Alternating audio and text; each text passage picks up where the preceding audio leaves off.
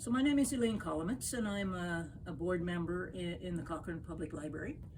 And I have enjoyed the library my entire adult life.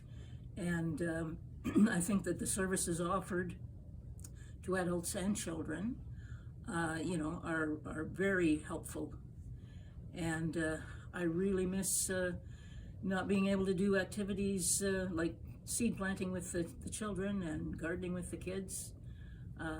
Hopefully next year. Elsa Louise Shirley Nee Thorning, wife, mother, grandmother, librarian, community support volunteer, and much more. My paternal grandmother, Elsa Louise Thorning, was born in Montreal, Quebec on May 8, 1893.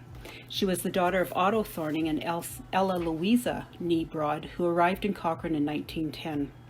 My grandmother, Elsa, was a very gentle woman with a keen sense of humor. Her interest in books developed in early childhood, and together with an interest in her community, remained with her throughout her life.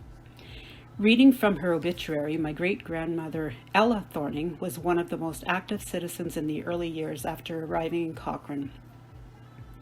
Although always keeping in the background, she made an invaluable contribution to the development of the town, and her influence was felt in many circles. Active from the beginning in connection with the library, she was the dynamo of the institution, acting as librarian and carrying much of the work of buying and arranging the books. She was also a member of other organizations in town, but most notably she played a huge part during the epidemics which on 3 occasions ravaged our community.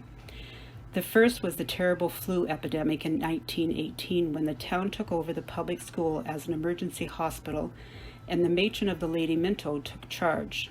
In the second flu epidemic of 1920, the same thing happened, and she took over the housekeeping arrangements for 15 to 20 patients in the new house of Charles Johnson.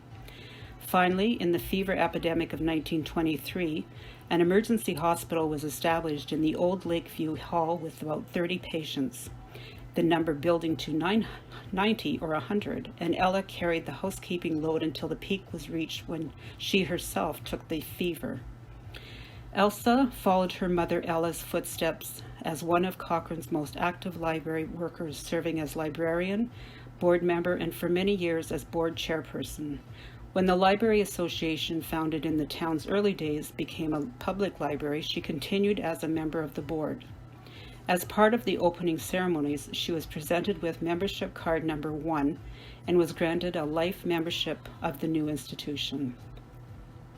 She was an ardent bibliophile. However, her interest went far beyond the library as an institution. She built one of the most interesting private libraries in town and imparted a love of reading far beyond the family circle.